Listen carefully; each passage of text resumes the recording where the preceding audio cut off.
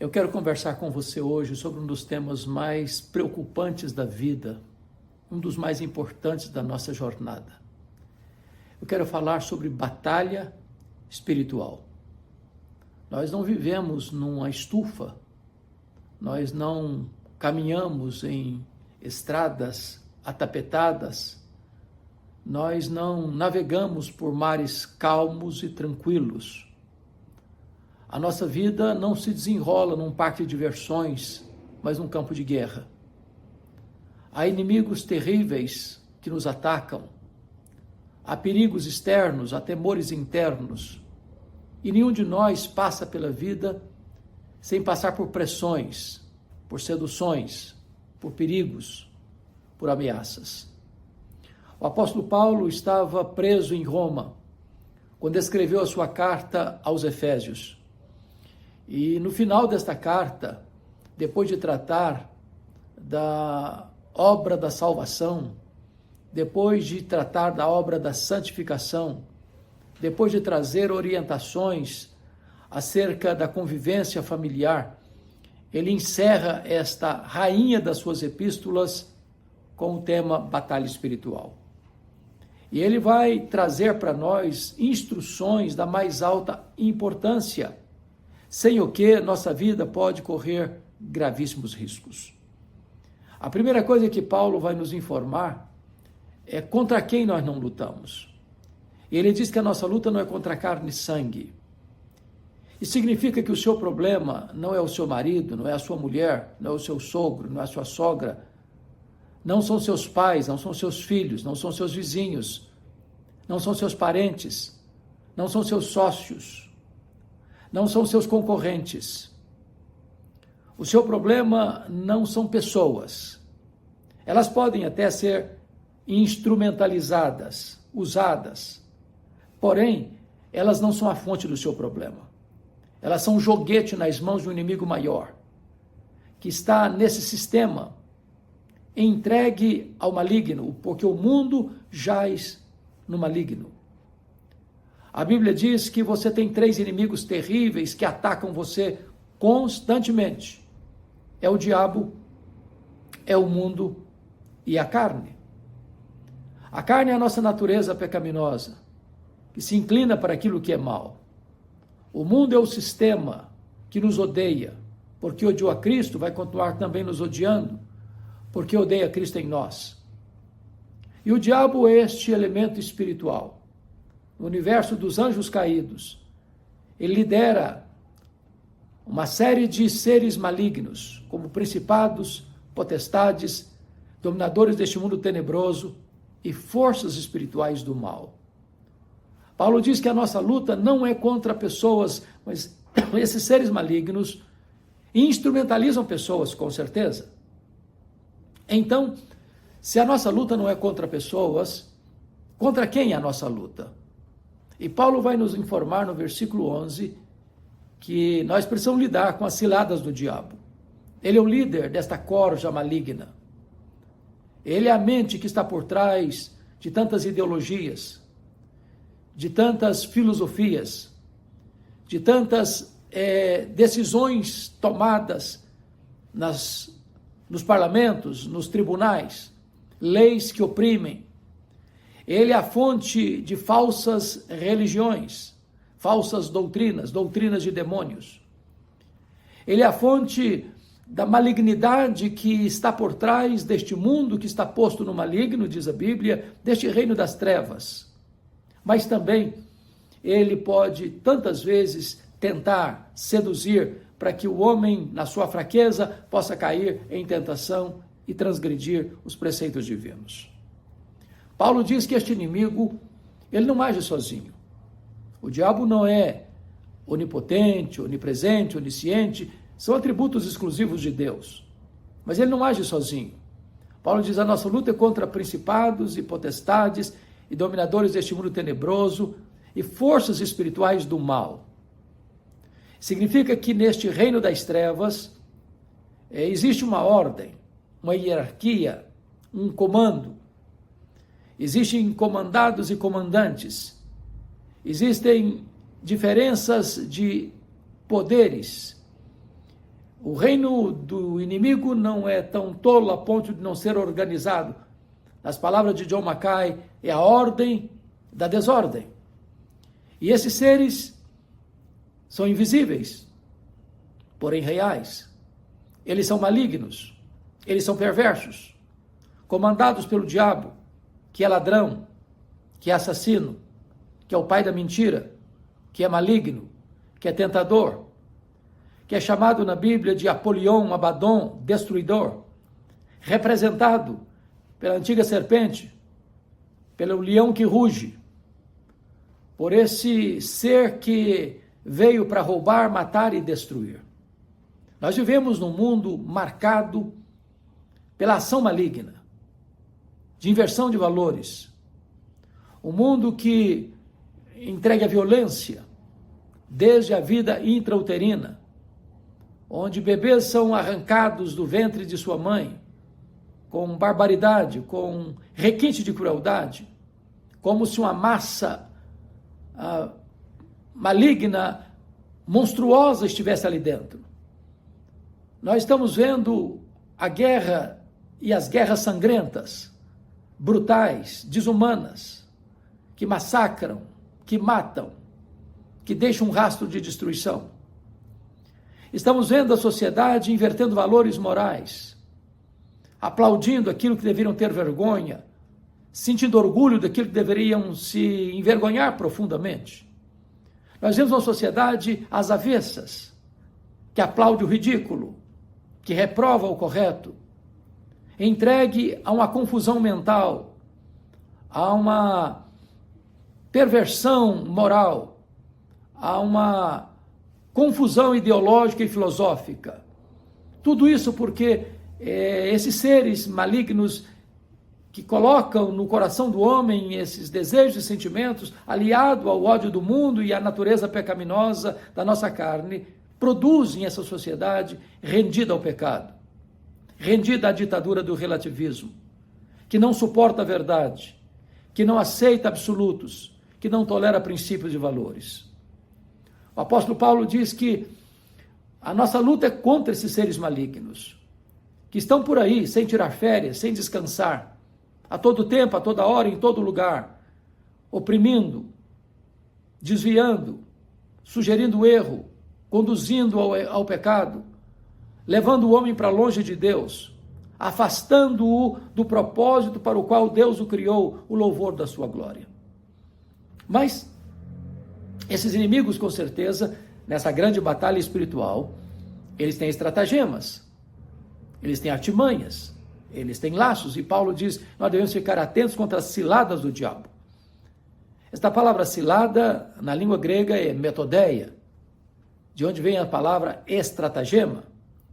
O diabo tem armas diferentes para pessoas diferentes, porque ele investiga a vida do ser humano.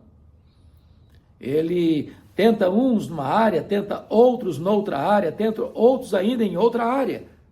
Para uns é o poder, para outros é o orgulho, para outros é o sexo, para outros é o dinheiro, para outros é o prestígio. Ele conhece o calcanhar de Aquiles, ele conhece os pontos vulneráveis. E nós precisamos ficar atentos contra essas ciladas, contra essas armadilhas, contra essas tentações que rodeiam o coração humano. Mas o apóstolo Paulo ainda vai nos falar que nós precisamos vigiar, porque este inimigo é perseverante. Quando Jesus foi tentado lá no deserto, diz a Bíblia, que Jesus Cristo venceu nos 3 rounds da luta.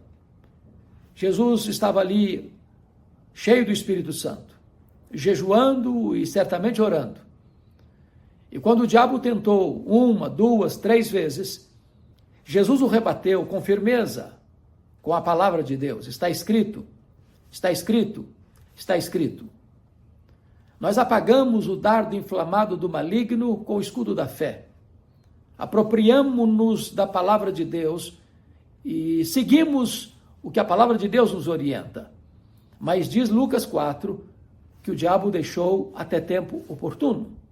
Ele veio com outras armas, com outros estratagemas, usando outros esquemas, usando as multidões, usando a pressão, dos adversários, saduceus, fariseus, escribas, usando poderes políticos, tanto o poder político eclesiástico do Sinédrio, quanto o poder político civil de Roma, Pôncio Pilatos, como também Herodes Antipas, tetrarca da Galileia.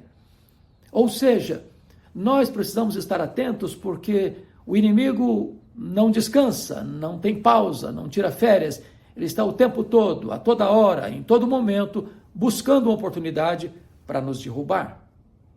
Mas há uma outra artimanha do inimigo, que é a pressão. A pressão. Nós temos que resistir no dia mau.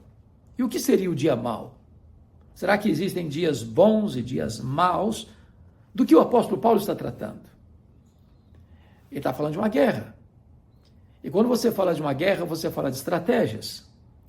Quando um comandante está liderando um exército numa batalha, numa conflagração, numa guerra, nem toda hora é hora de atacar. Tem hora de recuar, tem hora de refazer as estratégias, tem hora de reunir melhor as armas e estar com um plano que pareça ao inimigo que você está saindo do campo de luta, ou até recuando. Mas quando o inimigo imagina que não tem mais perigo, vem o ataque frontal, imediato, avassalador. E assim também na batalha espiritual. Às vezes há períodos de folga, de calmaria, de bonança, e parece que o inimigo não vai mais atacar, parece que você está vivendo os dias áureos da sua vida, parece que não tem mais luta, não tem mais prova, não tem mais vale, não tem mais tentação, não tem mais sedução, não tem mais pressão. E quando você menos imagina, vem um ataque frontal, avassalador, devastador. Nós precisamos estar preparados, porque este inimigo não descansa nem dorme. O tempo todo ele está arquitetando, planejando, urdindo, tramando contra nós, o povo de Deus.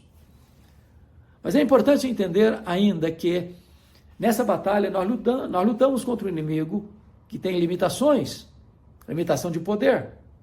Ele não pode tocar o povo de Deus, no sentido de que ele não pode arrancar dos braços de Jesus aqueles que estão nas mãos de Jesus. Foi Jesus quem afirmou, lá em João 10, 28 e 29, as minhas ovelhas ouvem a minha voz e me seguem.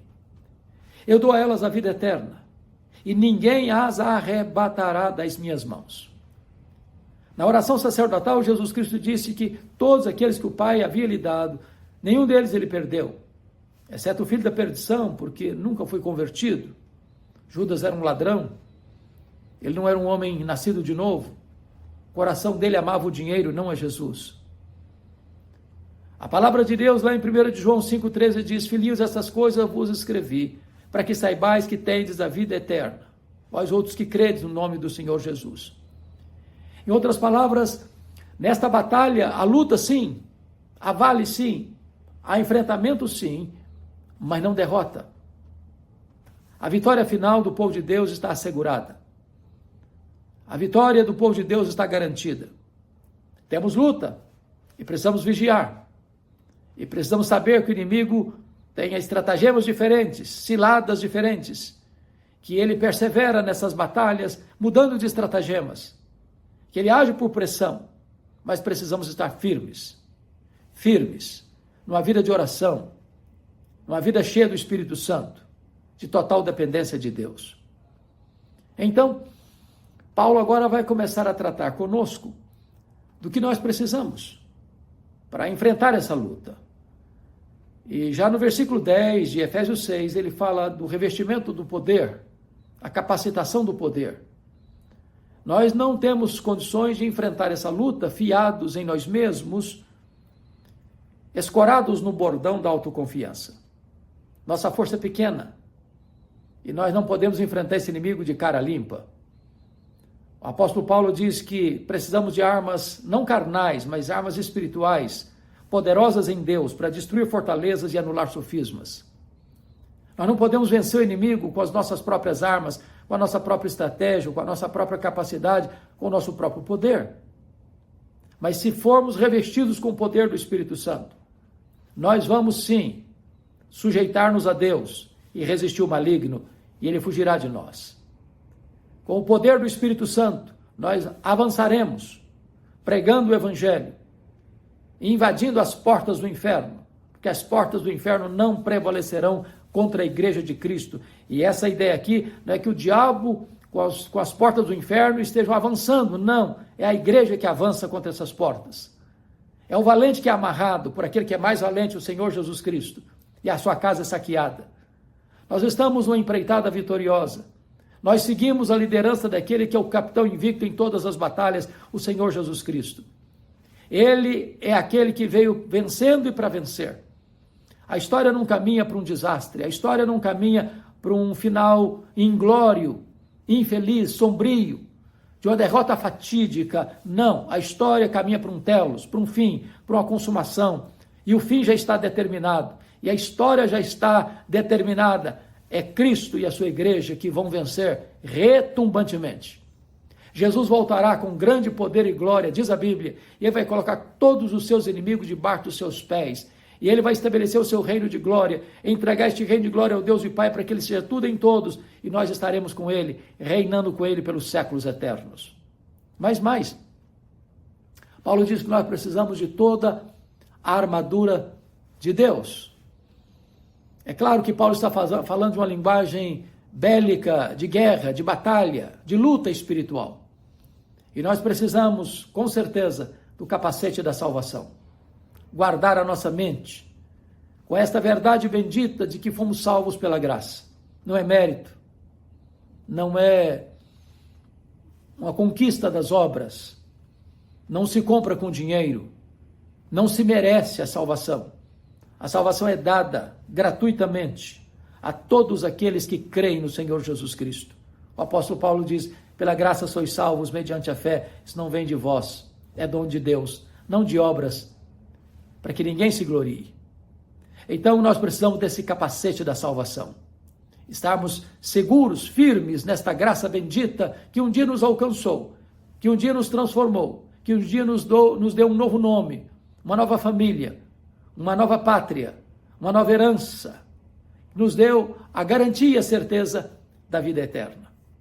Precisamos também, diz a Bíblia, do escudo da fé, aquele escudo que protege todo o corpo.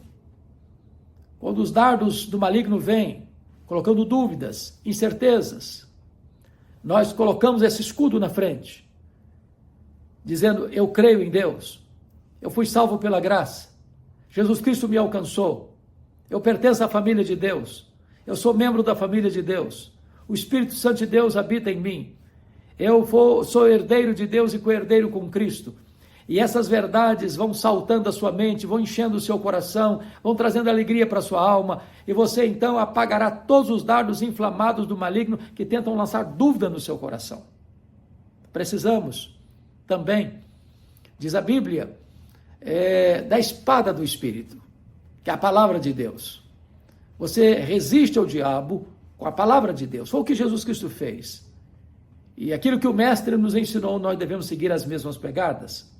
Está escrito, está escrito, está escrito. Quando o diabo cita a Bíblia, citou a Bíblia para Jesus, na sua segunda tentação, levando ao pináculo do templo, sugerindo-o para lançar-se dali para baixo, porque, e aí ele cita o Salmo 91, que está escrito a teu respeito, dará ordem aos teus anjos para que não tropece em alguma pedra. Ele omite parte do texto, porque o diabo é um péssimo exegeta, ele é um falso hermeneuta, ele é um falso intérprete das Escrituras. Ele usa a Bíblia para tentar e não para confortar, para edificar, para esclarecer. E a Bíblia na boca do diabo não é palavra de Deus, é palavra do diabo. Porque ele nunca cita a Bíblia corretamente. Foi assim lá no Éden, foi assim lá no deserto da tentação de Jesus. Ele tenta desviar as pessoas do caminho, citando incorretamente as Escrituras, acrescentando algo ou tirando algo das Escrituras. E a Bíblia é a palavra de Deus, inerrante, infalível, suficiente, inspirada, a palavra viva e poderosa do Deus Todo-Poderoso. E com essa espada do Espírito, nós vamos ter arma de ataque e de defesa e venceremos essas tentações tão perigosas, tão sutis do inimigo. Precisamos também dos calçados do Evangelho da Paz. O soldado precisava caminhar por lugares escorregadios e perigosos, e tinha que ter um sapato, uma sandália, uma bota preparada e pronta para os grandes embates dessa caminhada, às vezes tão difícil. Nós temos o Evangelho da Paz, é o Evangelho da graça, é a boa nova do Evangelho, a boa nova da salvação em Cristo Jesus. Você estando firmado no Evangelho, você caminha por lugares perigosos, escorregadios e permanece firme na graça do Senhor. Então Paulo conclui este assunto, mostrando que nós precisamos de toda oração, em todo o tempo, orando por todos os santos, orando no Espírito Santo de Deus. Essa é uma batalha que se vence de joelhos. Não é a bravura ou a bravata humana. Não é a força nem a estratégia humana. Não são as armas nem a metodologia humana. É o poder que vem de Deus, que emana do céu. E o poder se recebe por meio da oração. Quando você ora, Deus manifesta o poder dele na sua vida. Não que a oração seja poderosa, não o é. Poderoso é Deus que responde à oração. Mas quando você ora, você une a fraqueza humana à onipotência divina. Você conecta o altar.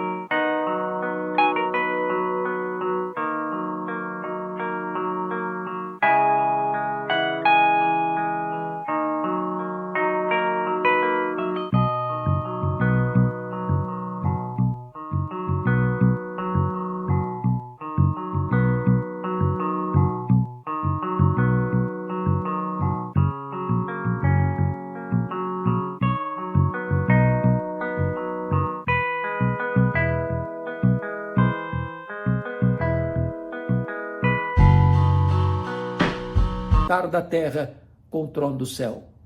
E com Deus somos mais do que vencedores. Porque Paulo pergunta, se Deus é por nós, quem será contra nós? Que Deus abençoe sua vida, que você viva uma vida cristã vitoriosa, e que você esteja pertinho do Senhor, e que o Senhor segure firme a sua mão, conduza você com o seu conselho eterno, até receber você na glória.